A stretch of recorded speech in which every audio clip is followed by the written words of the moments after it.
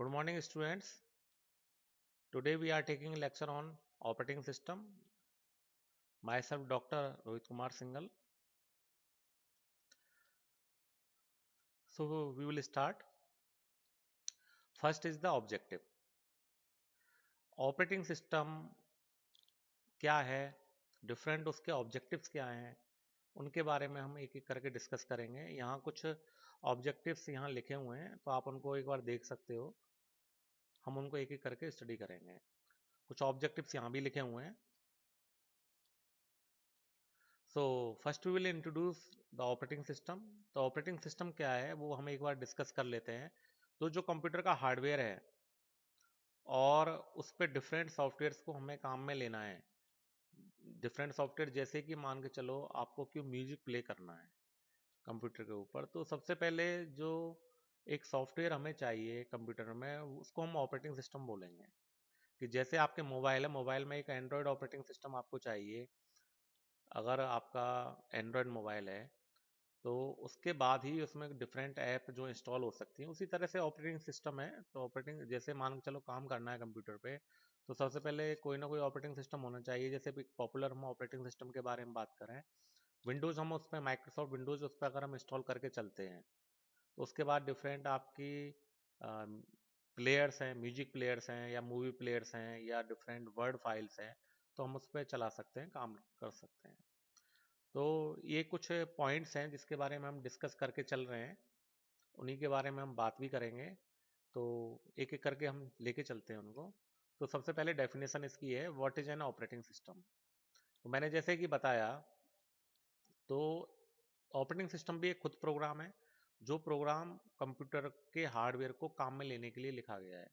तो डिफरेंट जो हार्डवेयर्स होते हैं कंप्यूटर के, उनके लिए आपके डिफरेंट टाइप के ऑपरेटिंग सिस्टम आते हैं। जो सबसे पॉपुलर जो ऑपरेटिंग सिस्टम है वो विंडोज़ है। ठीक है। तो ये इसका सबसे पहले इंस्टॉलेशन होता है। आपका जैसे ही कंप्यूटर हार्डवेयर आएगा उसमें आपकी रैम होते हैं, आपकी हार्ड ड्राइव होती है, सीपीयू होते हैं, ये सारे इंटरकनेक्टेड होते हैं। और एक आपके पास बॉक्स होता है, कैबिनेट, उसके अंदर ये सारी चीज़ें रहती हैं। डिस्प्ले डिवाइस भी आपका पास रहता है, मॉनिटर है, कीबोर्ड है, माउस है, ये सारी चीज़ें आपकी रहती है, प्रिंटर भी होता है। तो ये सारे जितने भी आपके पेरिफेरल्स हैं, इनको काम में लेने के लिए, इस हार्डवेयर को काम में लेने के लिए हमें कोई ना कोई एक ऐसा सॉफ्टवेयर चाहिए जो हमें एक प्लेटफॉर्म दे सके। तो वो प्लेटफॉर्म मिलता है हमें ऑपरेटिंग सिस्टम के थ्रू। ठीक है। तो ये भी एक क्या है, एक प्रोग्राम है, या कह सकते हो ग्रुप ऑफ प्रोग्राम है, जिसके अंदर कई कई सारी फंक्शनैलिटीज़ हैं। तो एप्लीकेशन सॉफ्टवेयर हम उसमें काम में ले सकते हैं। तो सबसे पहले बात करें कि इसके अंदर कौन कौन से जो कंपोनेंट हैं सबसे मेजर हैं। तो जैसे कि वो नेक्स्ट इसमें है स्लाइड में, वो हम डिस्कस कर लेते हैं। जैसे कि हमें काम करना है, मेमोरी को मैनेज करना है, या प्रोसेसर को मैनेज करना है, या डिवाइस को मैनेज करना है, या फाइल को मैनेज करना है, अपनी डिफरेंट एप्लीकेशंस को मैनेज करना है बेसिकली। तो उसके लिए हम ऑपरेटिंग सिस्टम सॉफ्टवेयर को काम में लेने। तो जैसे मान के चलो एक मैनेजर होता है, उसको मैनेज करनी होती है कई सारी चीज़ें। ठीक है। उसी तरह से ऑपरेटिंग सिस्टम भी कई सारे फंक्शंस को मैनेज करना है। ठीक है। ये तो एक इसका यूनिक रोल है। बाकी अगर हम बात करें ऑपरेटिंग सिस्टम को काम में कैसे लेंगे, मान के चलो आपकी एक वर्ड एप्लीकेशन है। अगर उस पर आप क्या करोगे, कोई भी उस पर क्लिक करोगे तो उसके बाद वो उसका जो प्रोसेस है वो रन हो जाएगी। प्रोसेस रन होने के बाद ये सारे जितने भी फंक्शंस हैं वो काम में आएंगे। जैसे कि अगर बात करें यूजर इंटरफेस की, बात की हमने, तो यूजर इंटरफेस क्या हुआ, हमने जैसे ही उस पर क्लिक किया सॉफ्टवेयर पे और उसकी लिंक पे क्लिक किया, वैसे ही वो ओपन हुआ।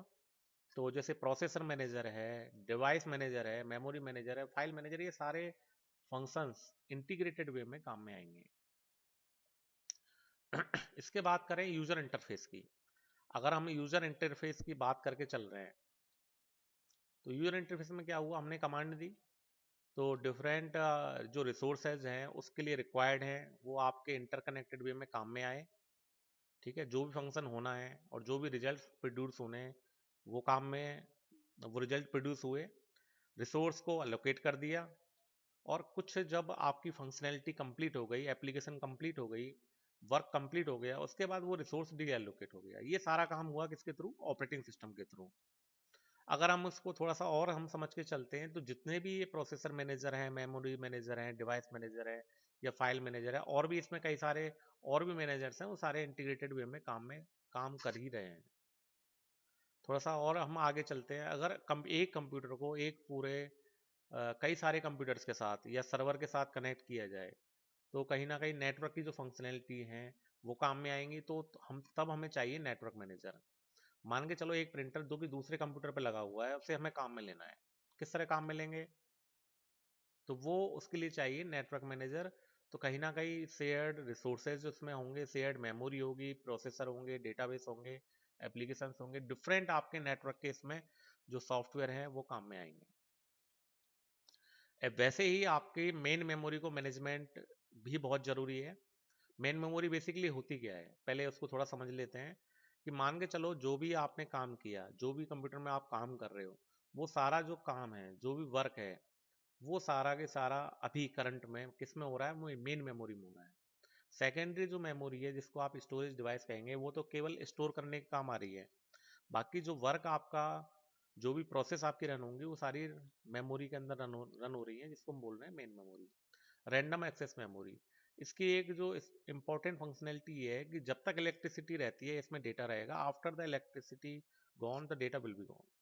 तो डेटा कब तक रहेगा? जब तक कि इसमें इलेक्ट्रिसिटी रहेगी। डिफरेंट इसकी रेस्पॉन्सिबिलिटीज है कि आपके पास सबसे पहले आप क्या देखोगे कि मान के चलिए आपको कोई भी आपको सॉफ्टवेयर रन करना है, तो सबसे पहले इतनी मेमोरी के अंदर स्पेस होनी चाहिए कि वो सॉफ्टवेयर आपकी मेमोरी में फिट बैठ सके। तो वो सारा काम देखने का किसका है? ऑपरेटिंग सिस्टम का, कि मेमोरी है कि नहीं है। दूसरी सेकेंडरी मेमोरी को भी इसी तरह देखा जाएगा। तो मेमोरी का जब पार्ट आएगा तो इसको हम एक्सप्लेन करेंगे डिटेल में।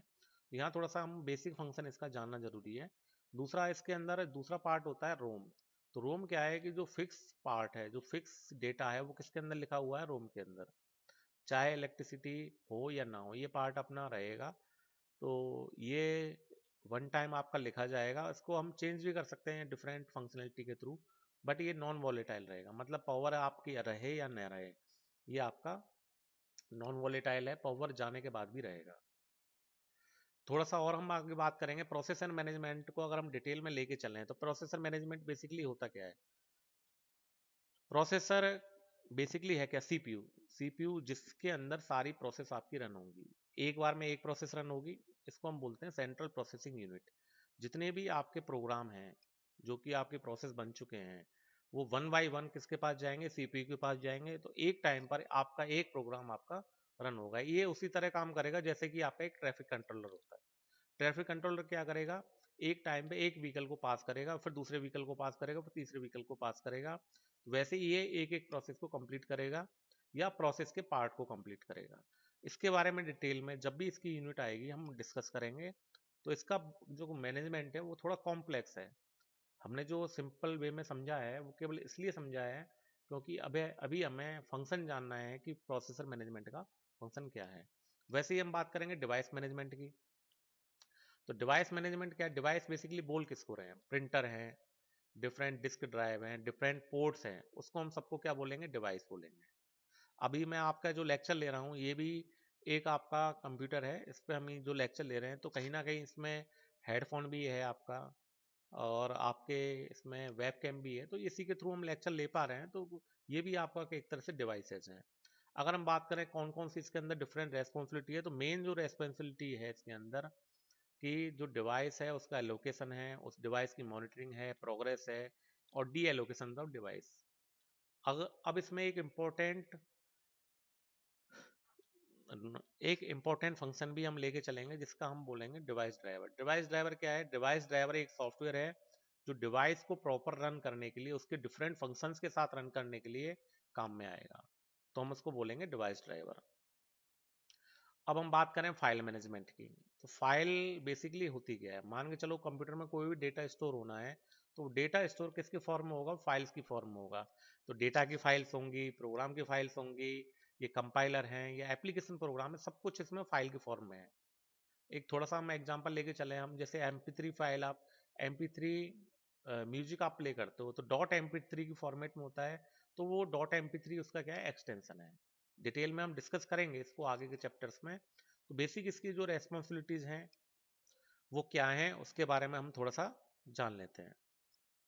और क्या अदर फंक्शंस हैं इसके, वो भी जान लेते हैं। ठीक है, डिफरेंट आप टाइप के एक्सेस है, मान के चलो कौन सी फाइल को रन करना है, कौन सी फाइल को रन नहीं करना है, क्रिएट करना है, डेस्ट्रॉयड करना है, रीड करना है, राइट करना है। डिफरेंट फंक्शंस है ये फाइल मैनेजमेंट में आएंगे। ठीक है, तो फाइल को कहाँ रखना है, किस फोल्डर में रखना है, ठीक है, फाइल कितने एमबी की है, कितने जीबी की है, ये सारे डिस्कशंस जो आते हैं वो किसके अंदर आते हैं, फाइल मैनेजमेंट के अंदर। तो ऑपरेटिंग सिस्टम में इसको हम मैनेज करते हैं। अब दूसरी बात करें हम किसकी, नेटवर्क मैनेजमेंट की। तो नेटवर्क मैनेजमेंट बेसिकली है क्या, तो जितनी भी आपके ऑपरेटिंग सिस्टम के अंदर नेटवर्किंग कैपेबिलिटीज हैं उनको एनहेंस करने के लिए हम काम लेते हैं नेटवर्क मैनेजमेंट को। इसको थोड़ा सा और समझते हैं। मान के चलिए कि आपका एक कंप्यूटर कई सारे कंप्यूटर्स के साथ कनेक्टेड है केबल्स के थ्रू, और हमें उसमें इंटरनेट करना है किसी कंप्यूटर में, तो इसकी जो स्पीड होगी वो किस पे डिपेंड करेगी कि किस टाइप का हमने कनेक्शन किया हुआ है और कहाँ से उसमें इंटरनेट आ रहा है। तो बेसिकली ये सारा पार्ट किसके अंदर आएगा, नेटवर्क मैनेजमेंट के अंदर। तो कौन कौन से डिवाइस में यूज हो रहे हैं, फाइल्स यूज हो रही है, मेमोरी स्पेस इसमें, सीपीयू की कैपेसिटी आपकी क्या है। अगर आपके सीपीयू आपके डिफरेंट कैपेसिटी के हैं तो उसकी कैपेसिटी कैपेबिलिटी के अकॉर्डिंग ही हम उसको यूज कर सकते हैं। थोड़ा सा हम एक और डिस्कशन इसमें लेके चलेंगे, यूजर इंटरफेस क्या है। यूजर इंटरफेस जो भी कंप्यूटर का जो यूजर है वो एप्लीकेशंस के साथ, कंप्यूटर के हार्डवेयर के साथ, ऑपरेटिंग सिस्टम के साथ बेसिकली इंटरेक्ट हो रहा है, तो उसको जो भी क्या क्या आपने फैसिलिटी दी हुई हैं, अगर आप वो किसी पर्टिकुलर एप्लीकेशन के लिंक पे क्लिक करता है तो जो इंटरेक्शन है उसका वो ग्राफिकल है या कमांड बेस्ड इंटरेक्शन है। तो बेसिकली जो ऑपरेटिंग सिस्टम के अंदर बात करेंगे तो ऑपरेटिंग सिस्टम के अंदर दोनों इंटरफेस होते हैं। हम यहाँ बात करेंगे बेसिकली आपकी अ, जब हम ऑपरेटिंग सिस्टम ग्राफिकली देखते हैं और एक एक क्लिक करते हैं, तो दो बेसिकली इसमें बताया भी है, ग्राफिकल यूजर इंटरफेस जहां आपके पॉइंटिंग डिवाइस क्या हो गया, माउस हो गया, माउस के थ्रू आपका एक एरो आता है, एरो के थ्रू डिफरेंट मेन्यू ऑप्शंस पे हम क्लिक करते हैं डेस्कटॉप पे, और डिफरेंट आपके इसके फॉर्मेट्स भी होते हैं। दूसरी बात करेंगे हम कमांड लाइन इंटरफेस की। बेसिकली कमांड लाइन इंटरफेस में क्या है, जस्ट आप एक टेक्स्ट टाइप करते हो और टेक्स्ट टाइप करने के बाद उसका कोई इंस्ट्रक्शन है, कमांड है, वो फॉलो होती है, और कहीं ना कहीं एक कमांड रन होने के बाद जो भी पर्टिकुलर एप्लीकेशन है वो आपकी रन होती है, या जो पर्टिकुलर वर्क है वो आपका कंप्लीट होता है। इसके बाद कुछ और इश्यूज इसमें हम लेके चलेंगे जिसको हम बोल रहे हैं कोऑपरेशन इश्यूज। इसमें एक चीज कही है कि no single manager perform task in isolation.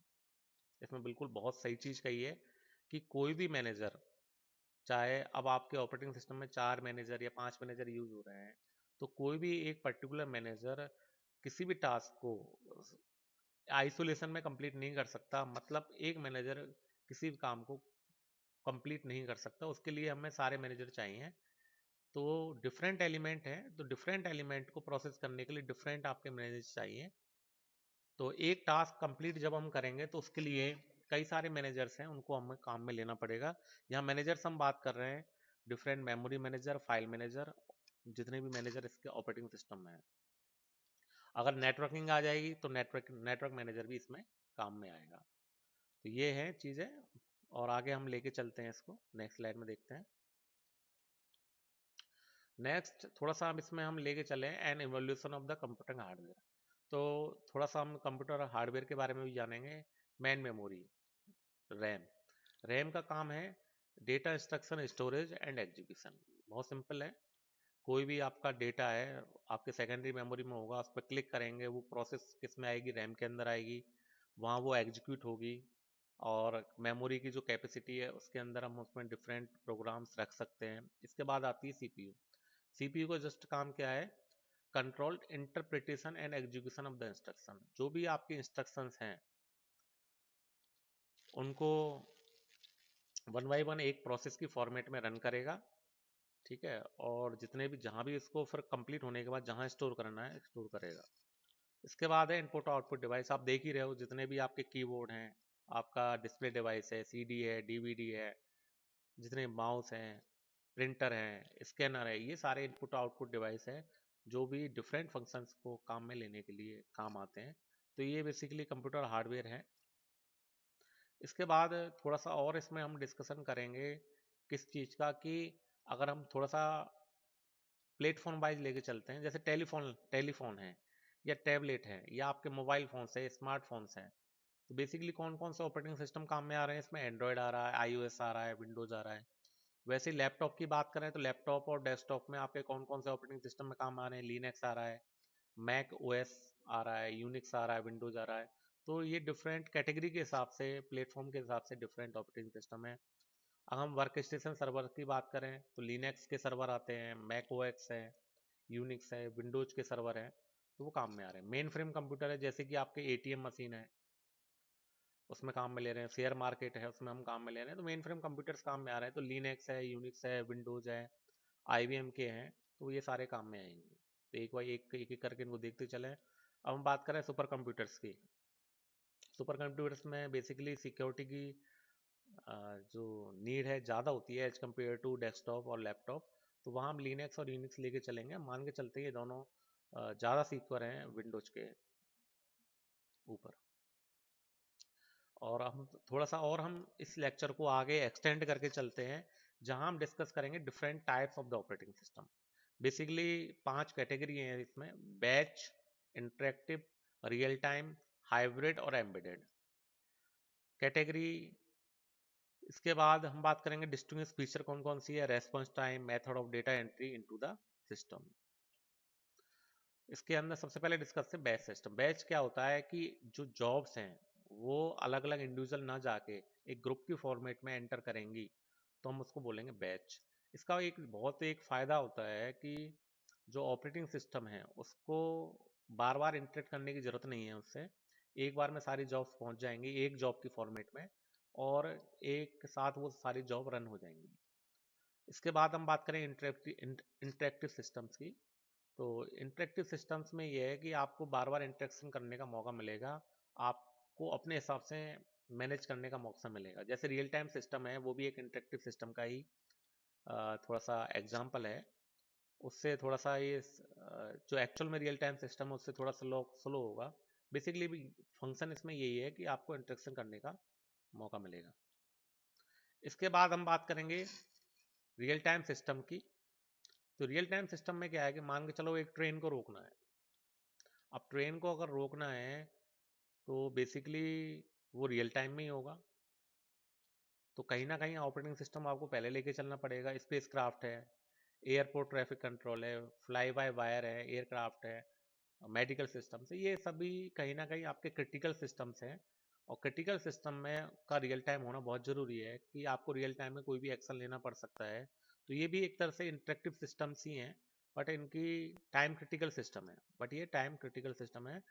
तो इसके दो पार्ट हम लेके चलते हैं, basically hard real time system और सॉफ्ट रियल टाइम सिस्टम। तो हार्ड रियल टाइम जो सिस्टम है, इसमें क्या होगा कि आपको एक्शन लेने के लिए टाइम बहुत कम मिलता है। वहीं अगर सॉफ्ट रियल टाइम सिस्टम की बात करें तो एक्शन लेने के लिए आपको पर्टिकुलर टाइम मिलेगा।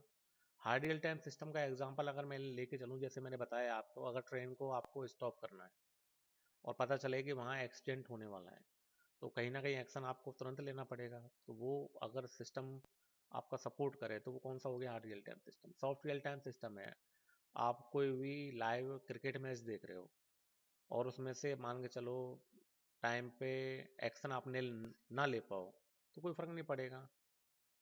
तो कह सकते हो कि आपके दो डिफरेंट रियल टाइम सिस्टम हैं, डिफरेंट कैटेगरी के हिसाब से। इसके बाद हाइब्रिड सिस्टम की बात करें तो अगर हम कॉम्बिनेशन में यूज करेंगे कई सारे different type of the functions, different types of the operating system, तो हाइब्रिड सिस्टम बोलेंगे। वैसे ही अगला अगला है इसमें network operating system. Network operating system की अगर हम बात करें तो इसका एक एग्जांपल लेके चलते हैं कि मान के चलो आपकी कंप्यूटर लैब है, उसके अंदर कई सारे कंप्यूटर्स हैं, वो आपस में कनेक्टेड हैं, और वहाँ आपको कोई प्रैक्टिकल्स कराने हैं, और वो शेयरिंग मोड में सारे प्रैक्टिकल्स होने हैं जहाँ आपका डेटा शेयर होना है। तो उसके लिए बेसिकली क्या चाहिए आपको? या तो आपका शेयरिंग अगर आपको काम में लेनी है तो एक सर्वर हो सकता है या वर्क स्टेशन के थ्रू भी हो सकता है। तो रिसोर्स एज की एज कंपेयर जो नीड है वो ज़्यादा हो सकती है। क्लाउड कंप्यूटिंग भी एक टाइप का आपका नेटवर्क ऑपरेटिंग सिस्टम है। एक आपकी वायरलेस नेटवर्किंग हो सकती है, जैसे कि आपका ब्लूटूथ के थ्रू आप कनेक्ट करते हो डिवाइसेज को, तो वो भी नेटवर्किंग है।